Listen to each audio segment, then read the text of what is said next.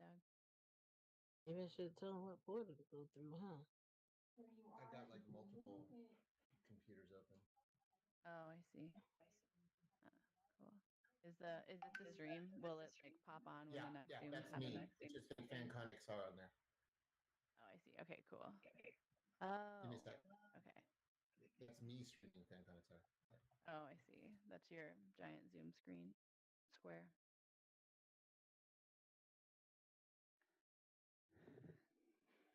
Cool. Up, Boogie. Going on, Doug? Oh man, gotta plug in. Hello and welcome.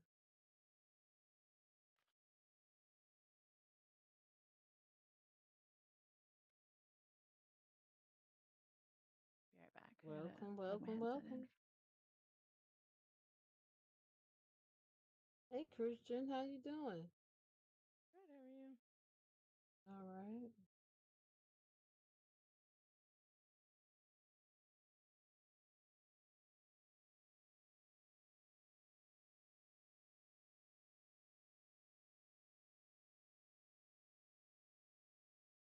I was muted. Yeah, thanks. Glad to be here.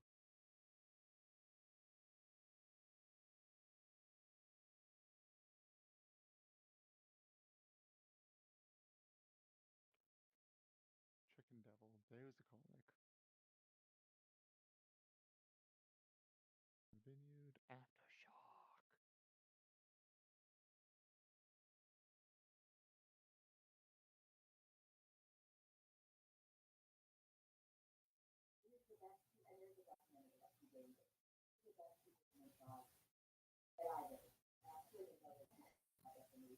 Hello and welcome.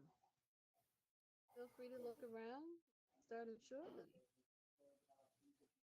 Hello. Hey, how you doing? How are you? All right, yourself? I think I'm good. What do you think so far? Is it So going far, good? so good. All right, I like that. I like that. Yes. All right. Yes.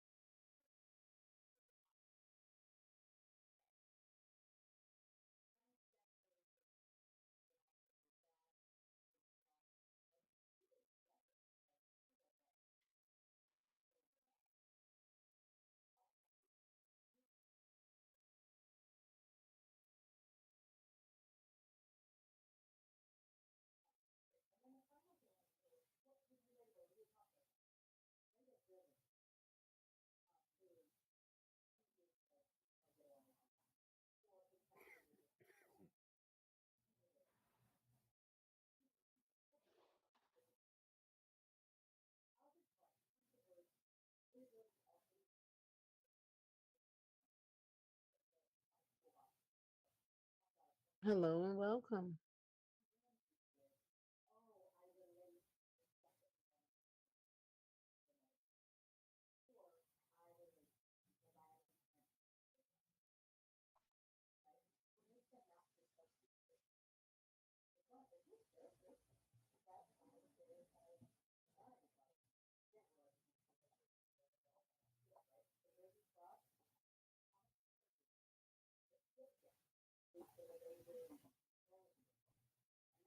On way back in the 99 other century.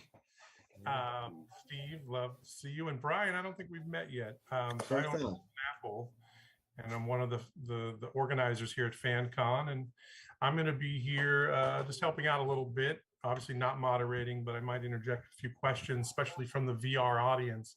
Okay. Just got off one with heavy metal, our first one, so I can, if you can see one of the screens, that's a live feed into the VR world where Nice. the screen is projecting, and there's going to be a bunch of avatars One of the coolest things you'll note is when the camera scooches around, you're going to see all the graphics of the covers of your comics in the world.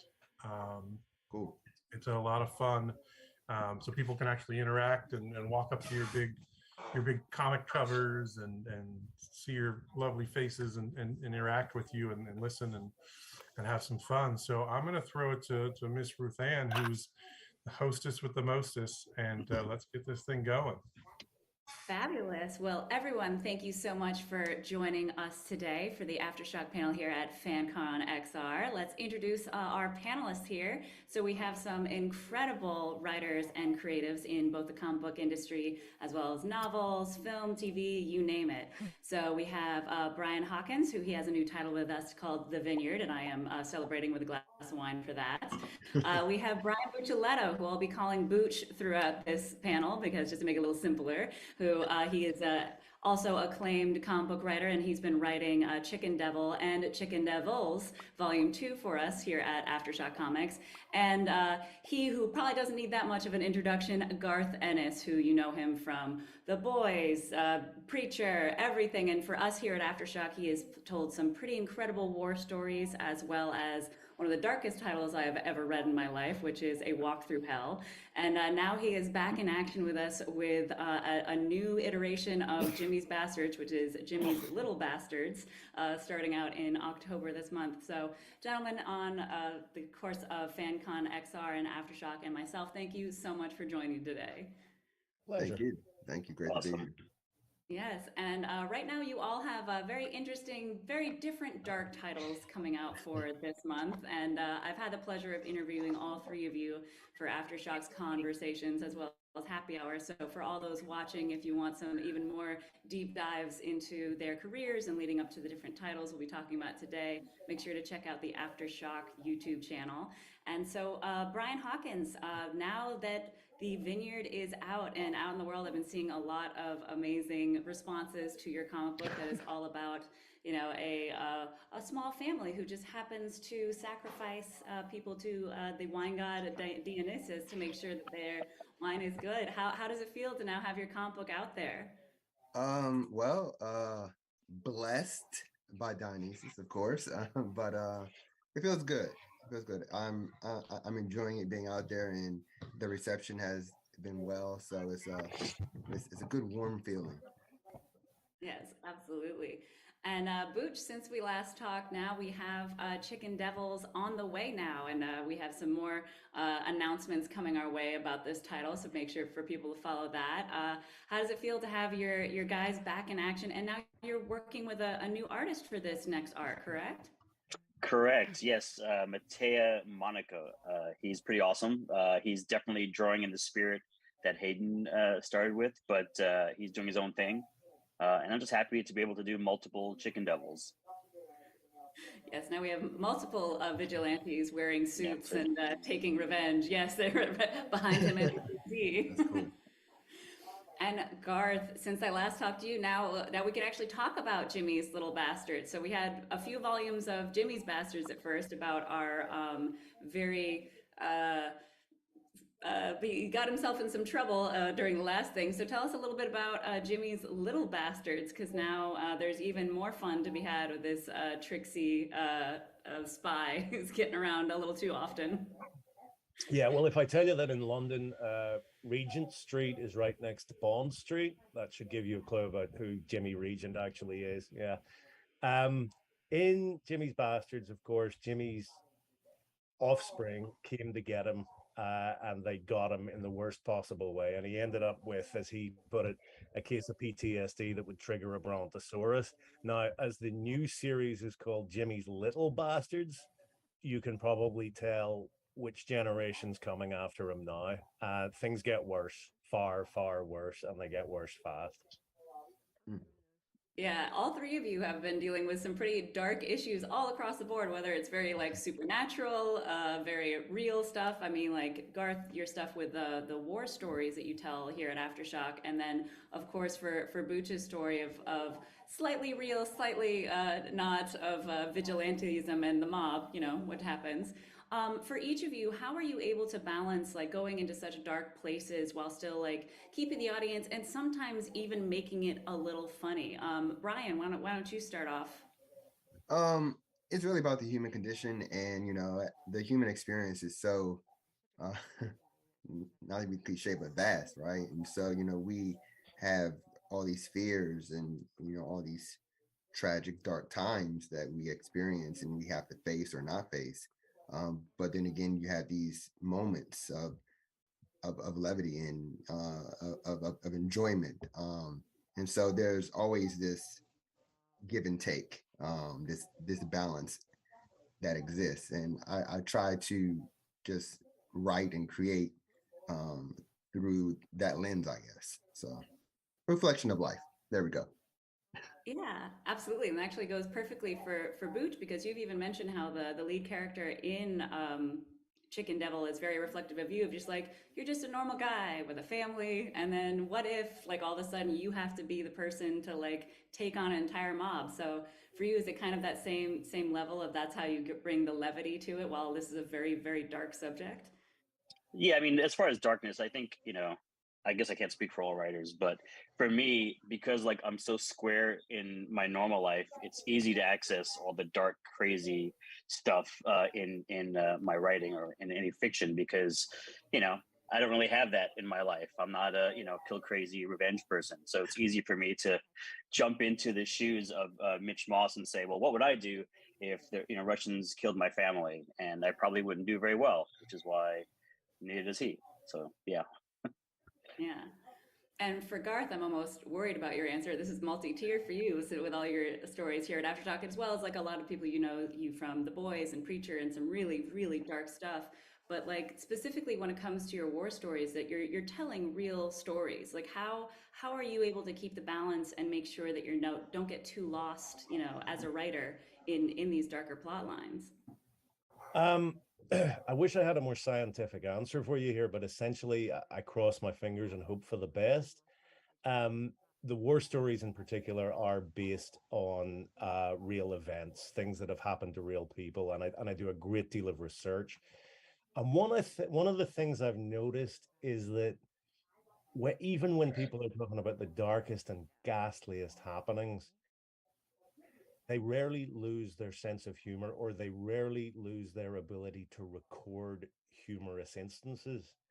That helps to leaven things slightly. One of my favorite writers made a remark. He said that if you take the humor out of a situation, you are not making it more real, because humor is one of the essential colors on the spectrum of life. It's in our experience, whether it be just something that just occurs to us, or as a safety valve, a release.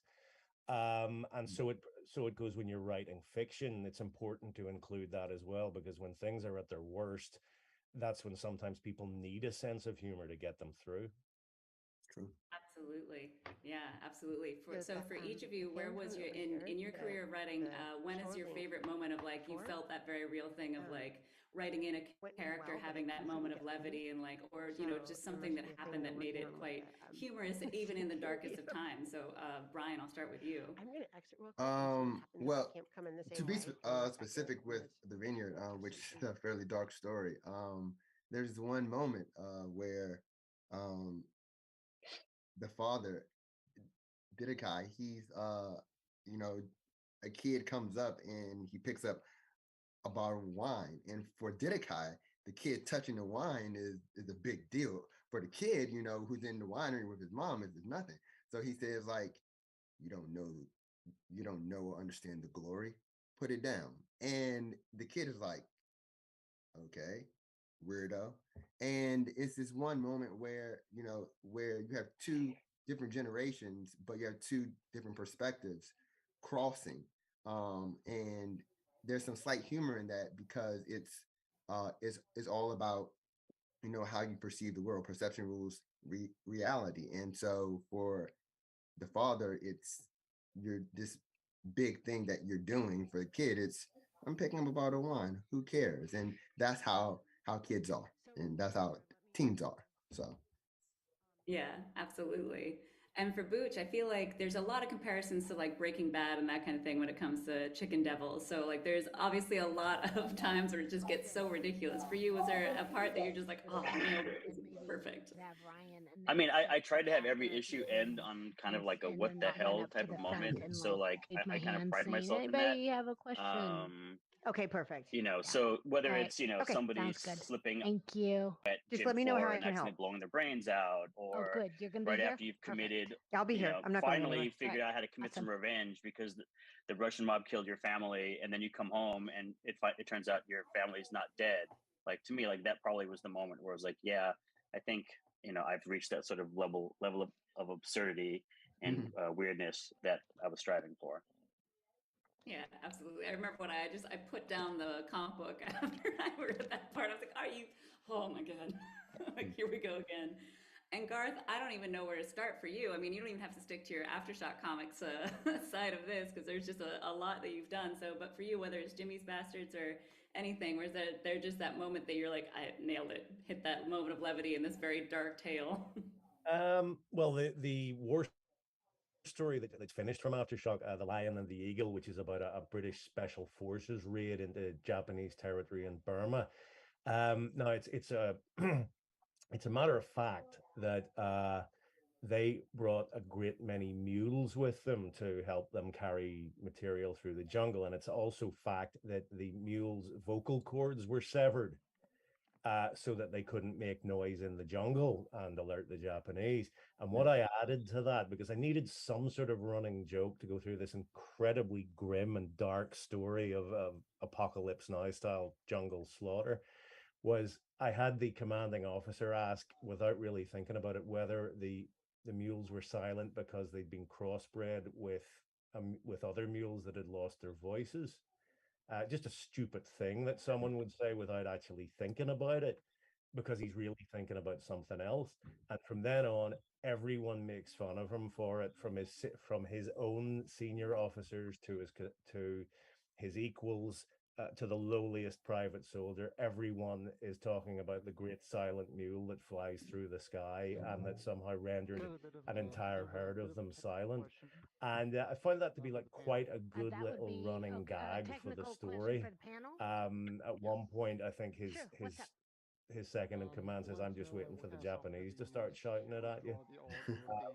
It was the one kind of gag that gave this thing some levity, because if you've read the story, you'll know it goes to some terrible, terrible depths. Yeah, and I love the fact I just assumed that was a story that had gotten kind of passed down from stuff. I love that you actually came up with it. It feels very organic for, you know, these guys out here dealing with these terrible things to just start teasing each other about this. Yeah. This mule. Well done. And everyone here on this panel has had experience, you know, with the breadth of writing, whether it is for comic books, as we know a lot of you mostly as, but then also novels and films, you know, screenplays, that sort of thing, whether for TV or not. So for each of you, what is the magic and what is the difficulty of telling stories through comic books versus, you know, any other version, whether it's, like I said, film, TV, or novels? Brian, let's start with you.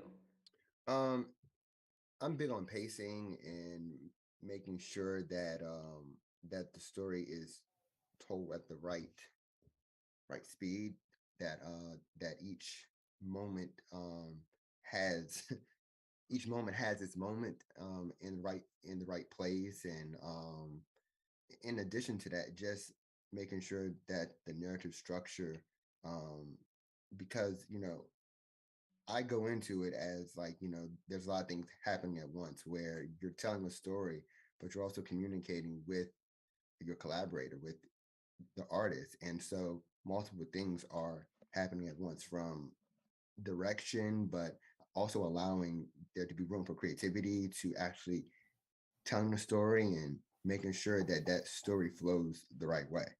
So that's one of the big things I think for me, as far as comic book scripting and creating and writing. Absolutely.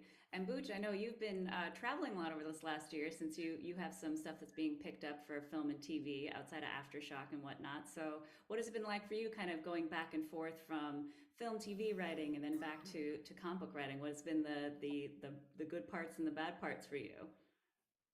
I mean, I think it's all good. I think that to me, the best thing about doing comics is I feel like I'm not doing it alone.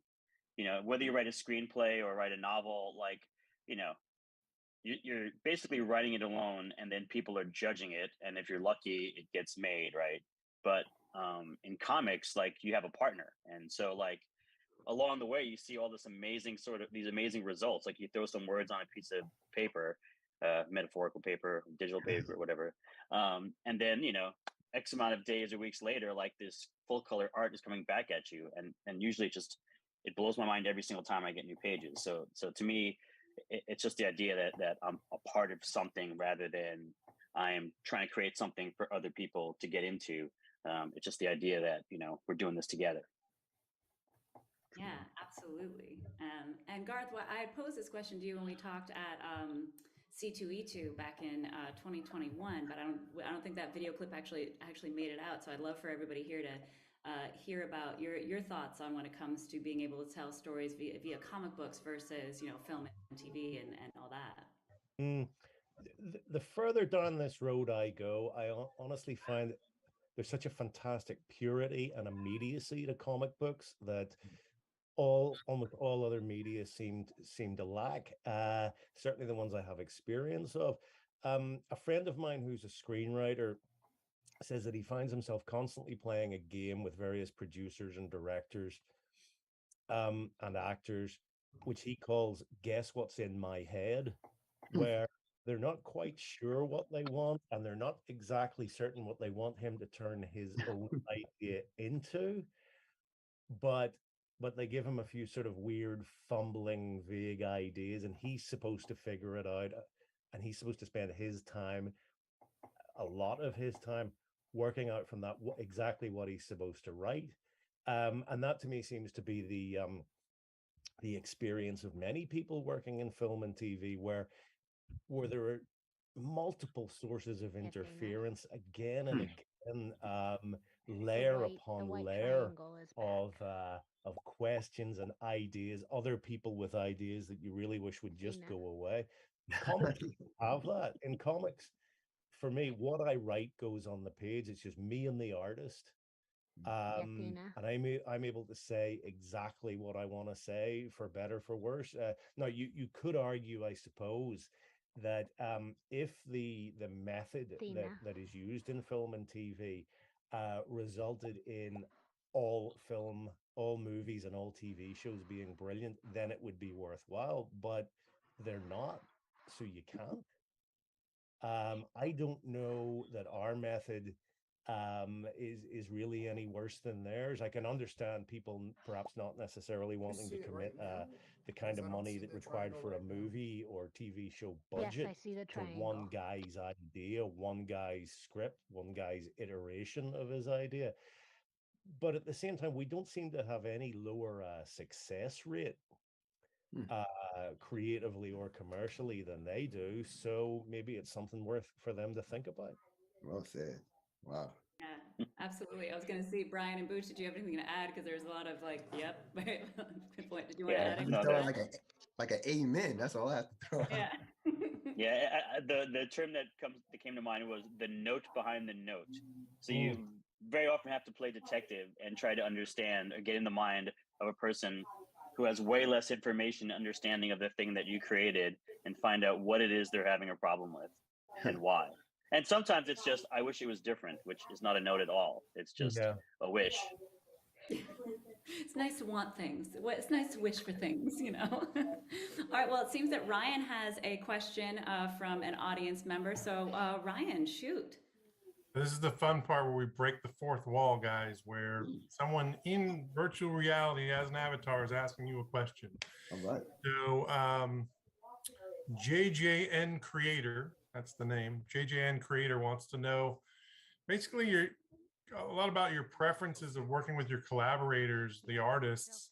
Do you have a preference on like what tech they use? Like, traditional line art to, let's say, digital art? Is there any sort of, do you guys draw the line between the two, or you're kind of open to working with anyone who just knows how to tell a great story? Whatever gets the job done, really. So long as they can draw well, tell a story well, and I like what they do, I don't mind how they get it done.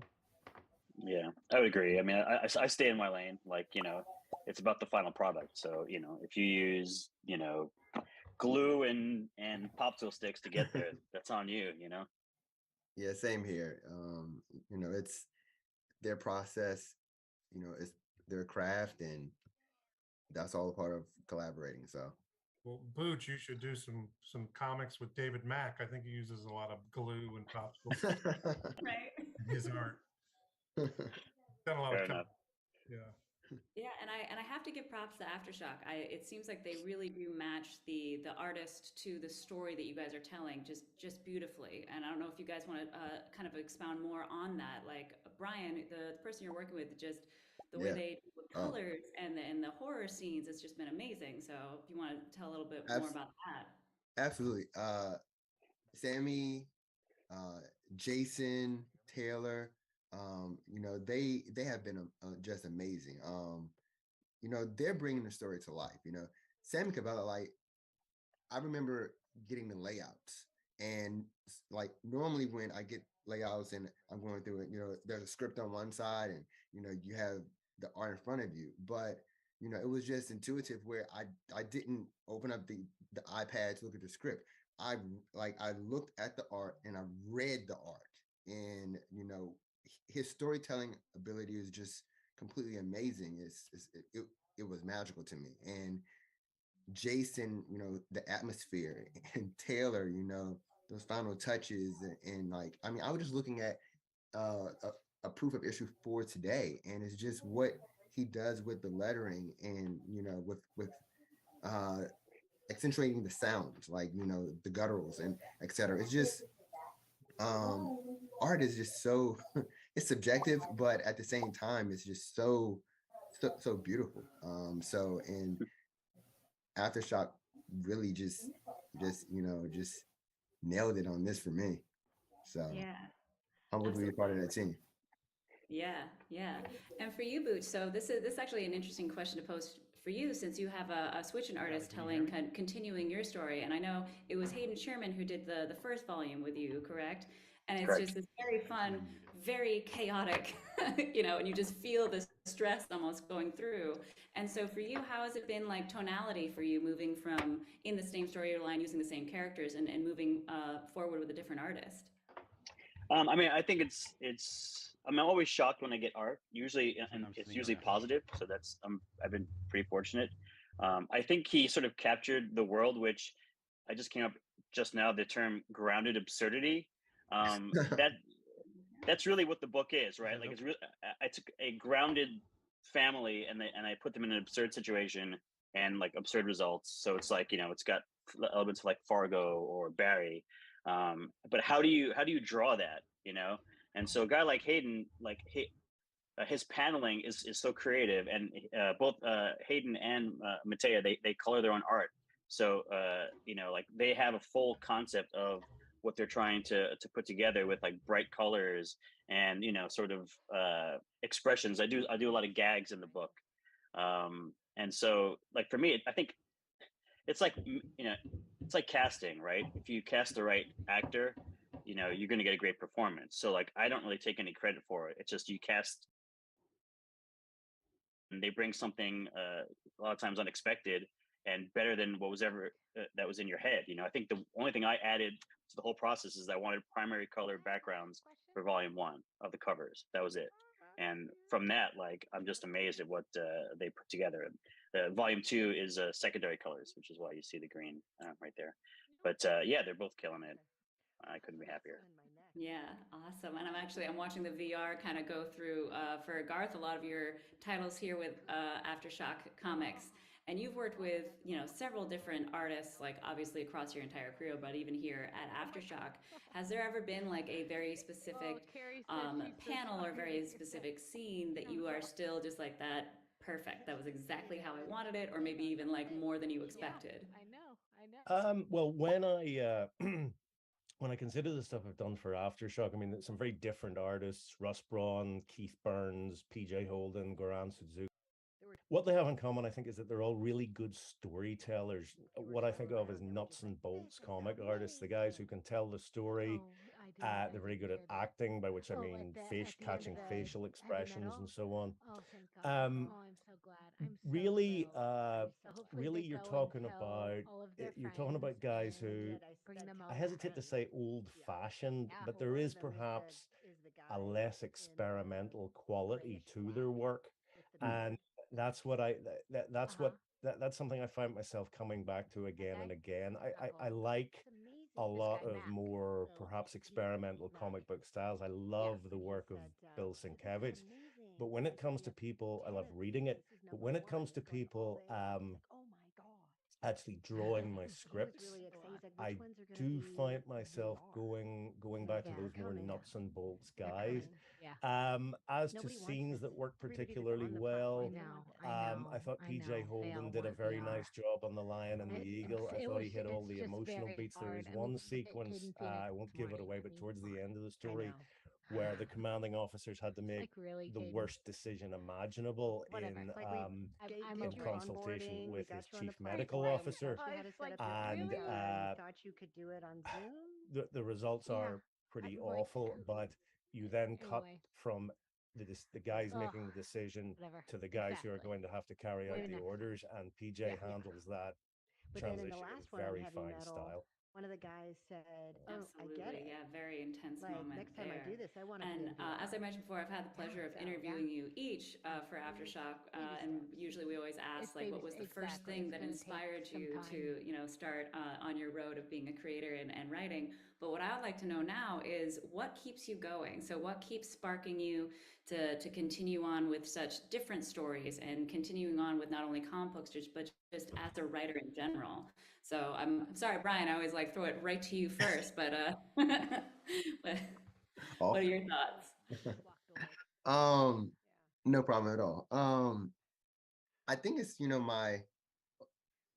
gonna phrase it as self-journey. I'm always like, one big thing for me is like knowing myself, know thyself. And it's a process. And I'm fortunate that part of my process of knowing me and my experience in this world is also through writing. And that also is how I come to understand, the relationships and the people that surround me. So for me, it's self-journey. It's 100% self-journey that really includes other people and relationships and just the human experience for me.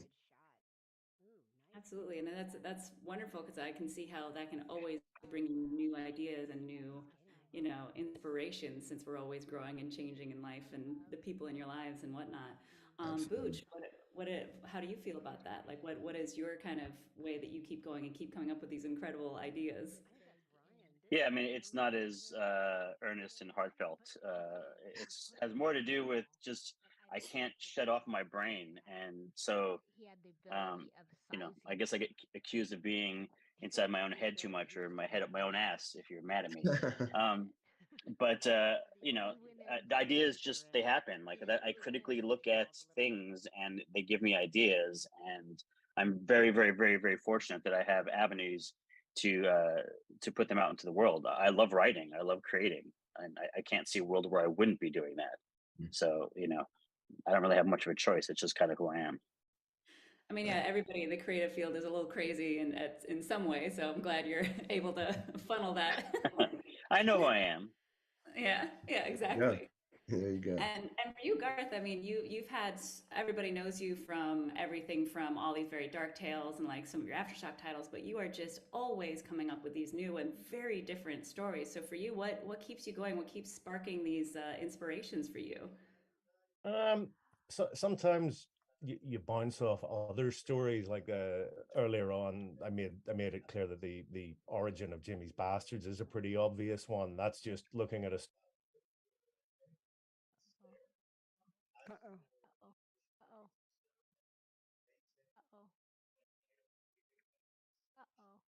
and seeing the way it's going, and maybe I'm just writing that to sort of ward off my own despair.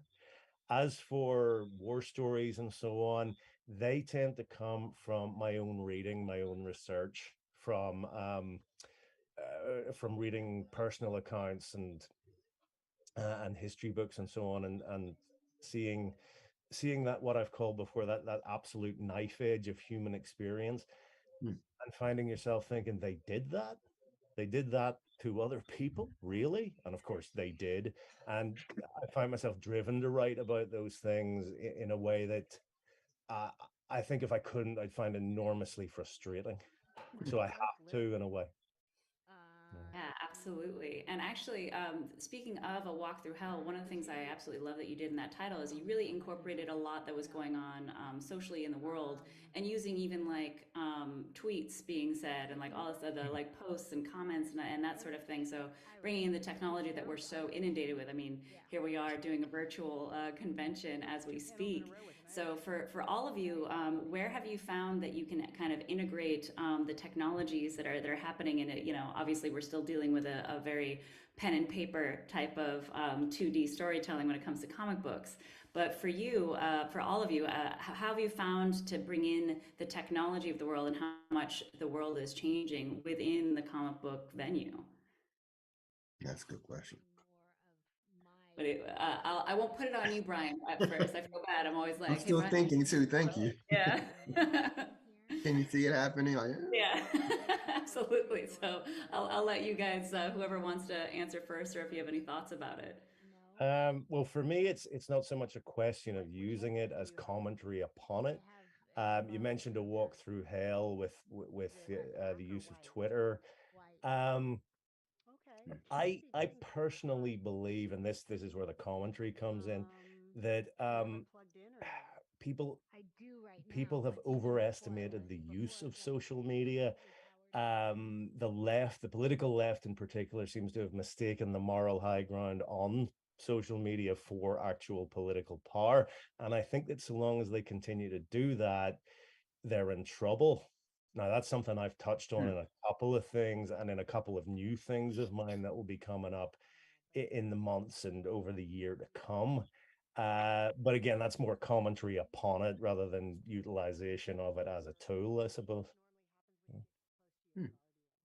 I don't particularly like writing about technology personally. Like all my favorite movies and stories came out in like the 70s and 80s, and so for me, I'd much rather write things period and not have to deal with Twitter and cell phones and things like that. I mean, AfterShock is contemporary, so you know there is liberal use of texting in the comic, and ringtones and things like that. But I mean, I find it kind of boring. I think because our life is already all about that so much that it doesn't interest me, and I'd rather avoid it if I could. Well, I've never been given enough time to come up with decent thought, I think. But yeah, I definitely view technology, social media as a tool. And I think that I use within storytelling, within writing, I use it the same way I view it, as a tool. It's never the center of anything, but it's there because it's a part of our life. The lives of characters reflect, who we are and what we're experiencing. I personally feel like, it's become a ground for changing who you are. You get to be someone else on social media than you are in real life. Sometimes you're able to give a performance, and so I think there's a falsehood there for people, and they're more so inclined to embrace that than to going back to what I'm really passionate about, knowing who you really are. But I haven't really tackled that yet directly in a comic. But maybe I will. If you, I know, look at that, like spark of inspiration just happened. There we go. There we go. Let me take some notes real quick. Hang on. Yeah. And all of us here on this panel and a lot of our viewers here who are, over the age of, 30 have the experience of seeing the power of comic books. Because, when we were growing up, it definitely was not the cool thing to either read and I'm assuming to write as well. But now we're just seeing it inundated in every part of our culture, whether it's movies, TV shows, video games. Here we are again doing a virtual panel about comic books.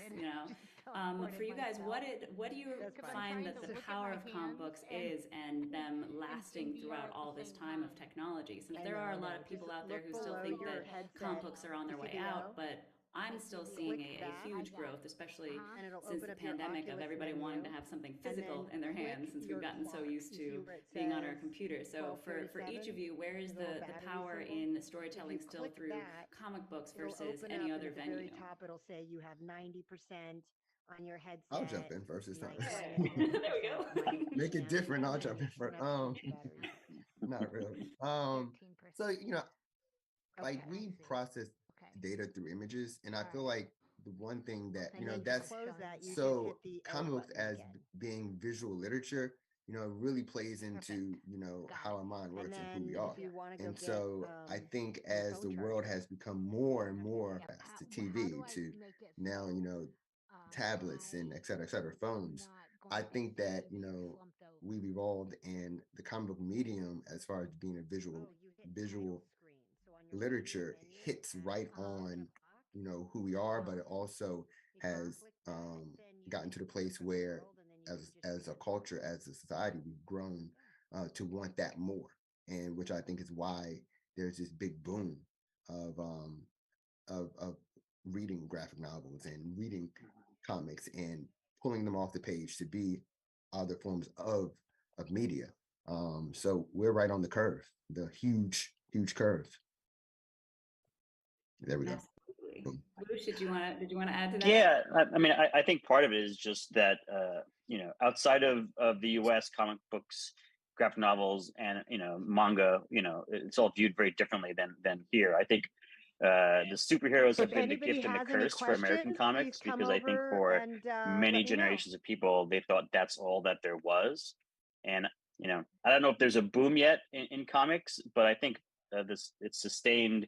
And there's more publishers now doing a larger amount of material, I think, because people are finally understanding that it doesn't have to be capes. I mean, capes are great, like superhero stuff is awesome, but there's also horror, there's comedy, there's so many other things, and I think that's the issue. I think it has more to do with awareness than anything else, because if you give somebody the opportunity to read a good comic book, they will enjoy it, and chances are they will read more comic books. It's just, I think it was stigmatized for comic books, kiddie, superhero stuff for a long time, and I think it's just been really slow breaking that sort of mold. So I'm encouraged. I think ultimately it's here to stay. So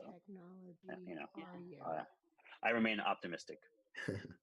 Agreed. And Garth, you've always stepped away from the cape and cowl. So for you, where do you see the power and the continuation of comic books, even in this very technological industry?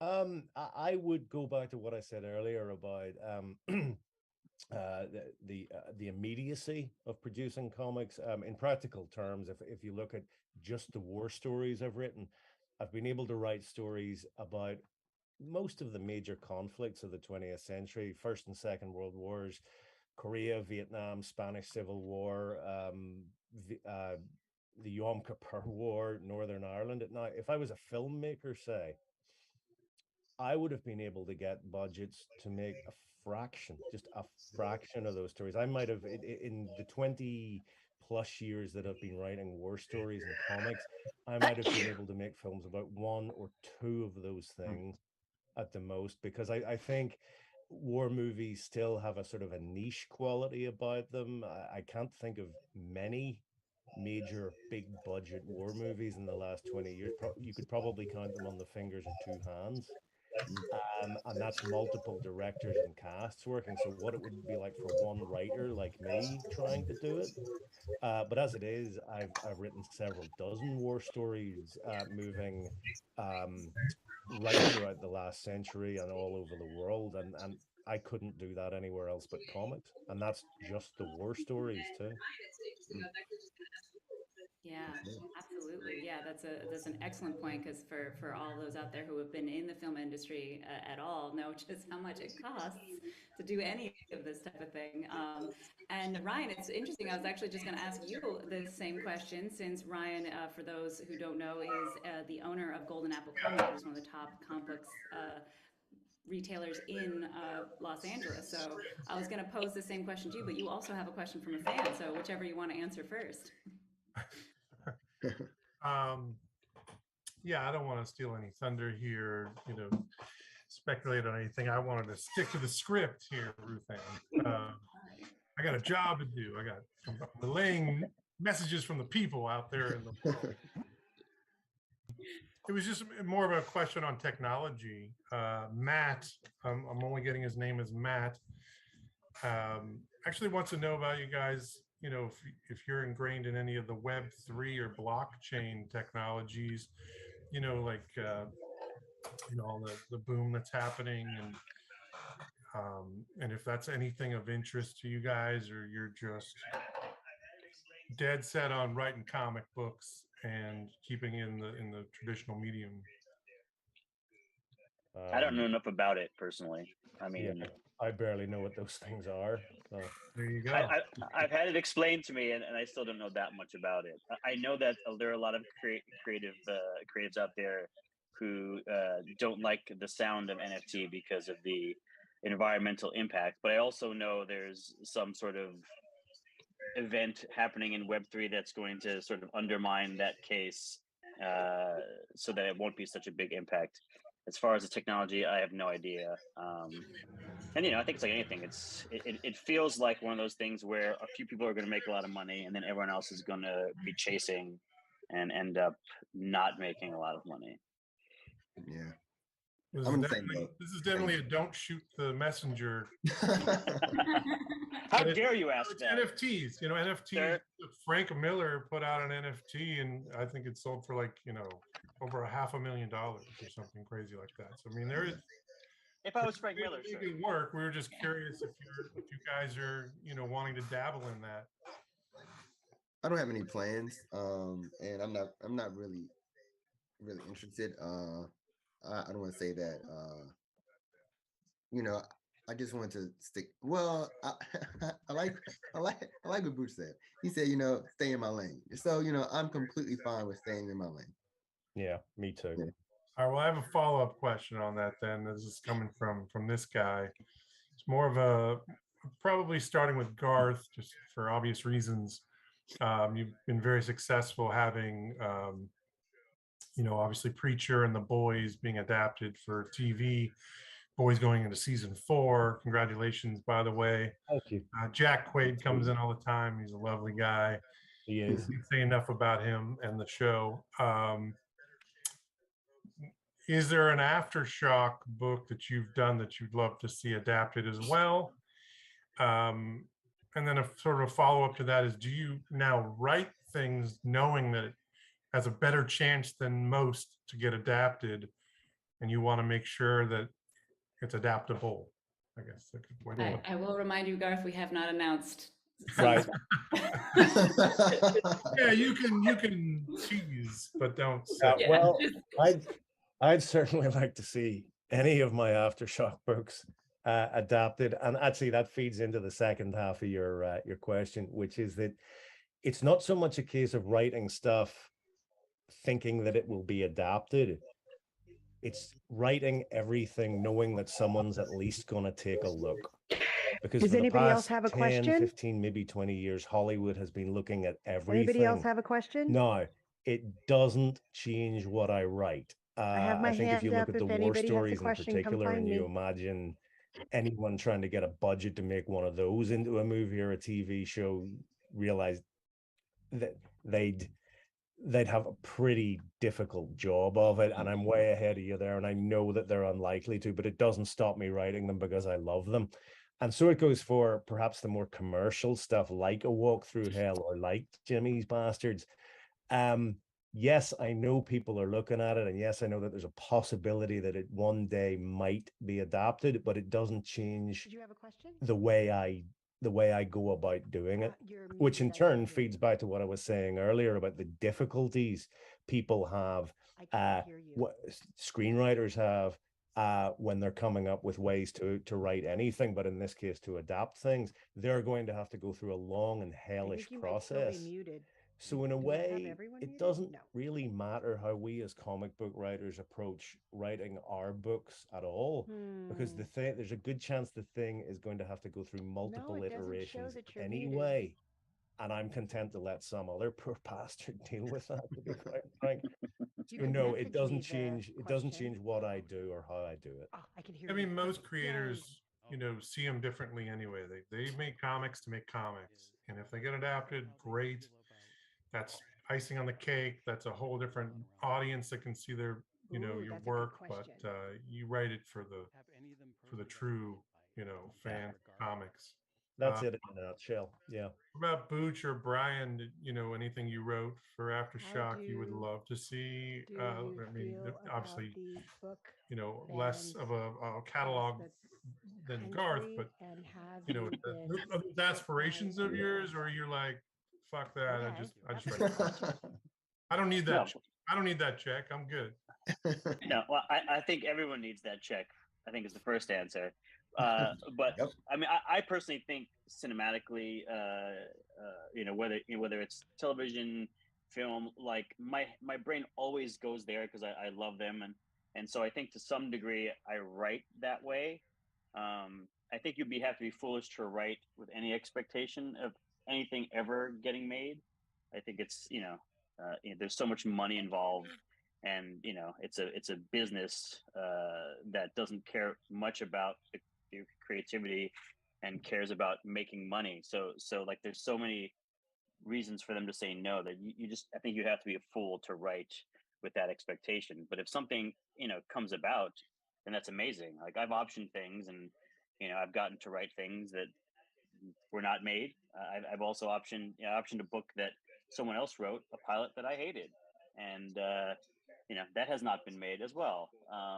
But you know, like when you write something, you also you know, in that case, it was like they asked my opinion, and I was like, well, I can't really comment on it because you guys went in a direction that wasn't what the story was or the main character was. So like, go with God. Like, do you? But I can't I can't give you any you know sort of feedback on what you've done because you're doing your own thing. So I think you just you know you cross your fingers that somebody's gonna do something cool with your stuff one day, and if it happens, it happens. In the sake of time, we only have a couple of minutes. I'm gonna do one more from the peanut gallery, and then RuthAnn can wrap up. Teach Sean wants to know about book bans that are happening across the country, and if any of you have been hit by them. I mean, for instance, you know, Garth with Herogasm or something crazy like that. Any of your stuff, you know, because Comic Book Legal Defense Fund is doing a really great job to stop all that. But I'm sure you guys have gotten hit with something here and there, right? Yeah, I've run into trouble now and again. I don't know if the latest sort of wave of bans has affected any of my stuff. If it has, it hasn't gotten back to me. I will say I think it's a pretty disgusting state of affairs when you have people who can get together to ban books, which is one of those phrases that just saying it out loud makes me feel slightly nauseous. In this day and age and so on. But then that raises the question of exactly what this day and age is and the ghastly influences that are starting to creep into the mainstream and have been doing so for the last 6 years.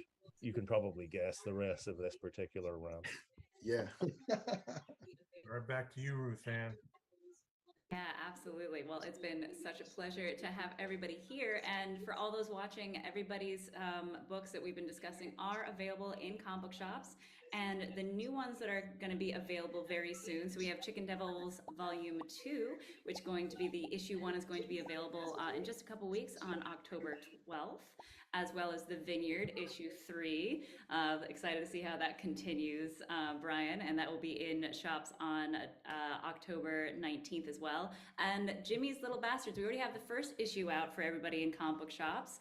The second issue will be available on October 26th, as well as the trade paperback for Lion the Eagle, which Garth was discussing as well. So all of that is available at your comic book shops on the States. We do have a 10% off for everything at the AfterShock store from FanConXR. Thank you guys again for Yeah, that. you can use promo code FanConXR. Go to AfterShockComics.com. It's like a virtual booth, because that's the one thing our convention doesn't really have, is walking around and buying stuff and looking at all the pop toys like Brian has behind him, or the cool artwork that Garth has behind him.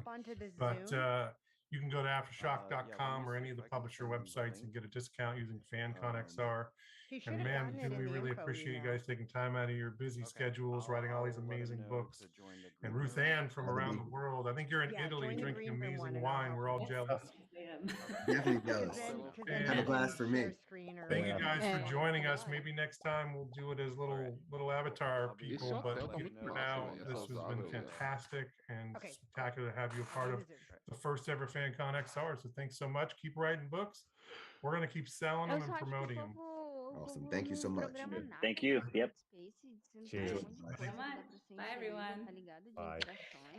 Thank you, everyone, so much for coming to this panel. That was incredible and enlightening. And thank you for your great questions.